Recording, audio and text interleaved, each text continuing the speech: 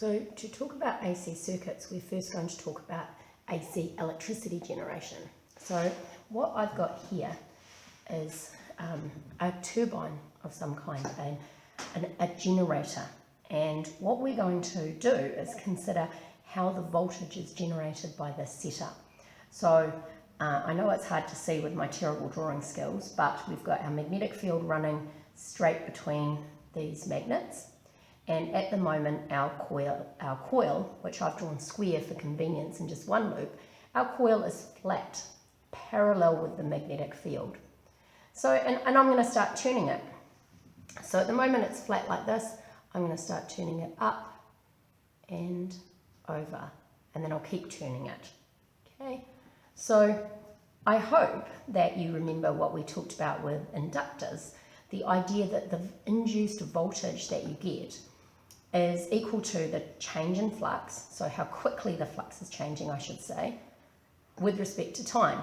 So if you're changing the amount of flux that you absorb fast, then you get a big voltage, and if you're changing the amount of flux slowly, then you're going to get a small voltage. And what we can see when we do this is we can see that if we start tuning this coil, so if it turns just a little bit, we've changed the flux a lot from nothing, because it's when it's parallel to the magnetic field, it's not cutting through any of the flux, to something. And as we keep turning, so as we turn and turn and turn and turn and turn, the amount of flux we capture with respect to time is not constant. So at the beginning it's really fast, so you can see I'm capturing some flux, more, but up here I hope you can see that the difference between capturing that much flux and that much flux is only a very, very small amount. So what we get when we do this is we get a changing voltage. It starts small and it gets bigger and then comes down the other side, and so on and so forth. And I hope you can see, even though my drawing's not very accurate, that at the beginning it's changing quickly, but at the top it's not changing so fast. And then through here, it's changing really quickly. Down here, not changing so fast.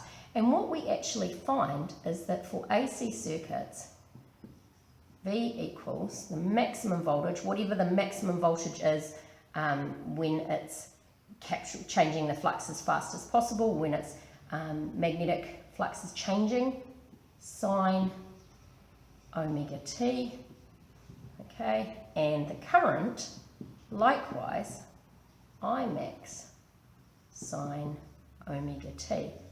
Okay, and we already know lots of things about how to deal with simple harmonic motion of this type. So I hope we do.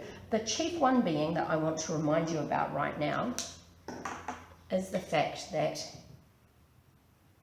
F equals, or actually I'll write it the other way, omega equals 2 pi F. So the frequency of the electricity supply is a vital part of understanding how the voltage and current changes. If we have a high frequency power supply, omega will be different, and we'll get a different type of sine curve. Okay, we'll get a shorter sine curve if F is big. So the frequency is just determined by how fast the coil spins. And so a lot of electricity generation is to do with making mechanical things like turbines, like wind turbines or hydroelectric turbines, making them produce a type of voltage and current that's useful and reliable for supply to homes and businesses. So it's got a constant voltage output, or constantly varying, I should say, since it's not constant. So it's got a constantly varying voltage and current output. It's got a constant frequency that we can rely on and build our devices to take advantage of.